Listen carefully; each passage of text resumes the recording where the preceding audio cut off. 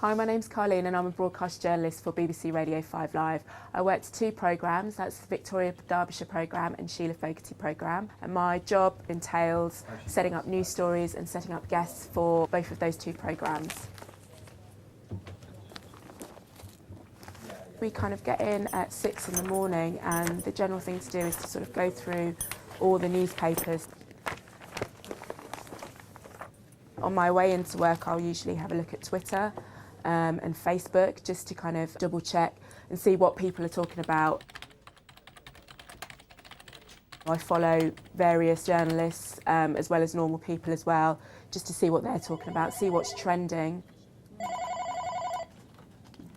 Hello, 5 Live. We get listeners calling in, or they might texted us or emailed us to tell us what's going on in their area. They might have a tip-off of a story that they might know, or sometimes contacts that we may have worked with in the past. Press officers also give us a call and we get press releases in.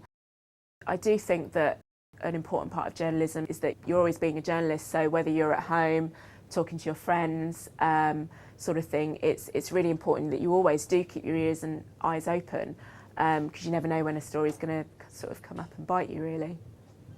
Today, obviously, the big story is the hacking scandal and the fact that the Murdochs are going to appear before the Culture, Media and Sport Committee. There are lots of things that you can do if you want to find news stories, checking online, reading lots of newspapers, using social media sites to see what your friends and people that you know are talking about.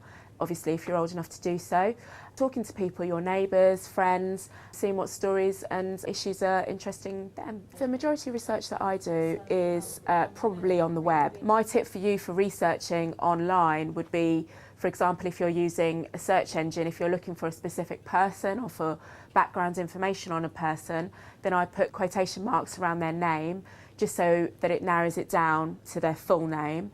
It makes it easier to find. Another way is perhaps using bookmarks so that you can go back to the same website. So if it was useful the first time round, you might want to bookmark it to use it again the next time round. Lots of search engines also allow you to use advanced searching, which means that you can narrow down your search a lot easier.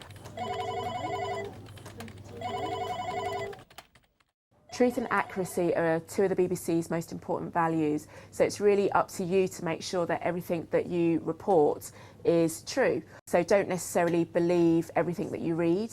Check everything twice with 2 sources that you trust, and just make sure that all the facts that you are presenting or reporting are true.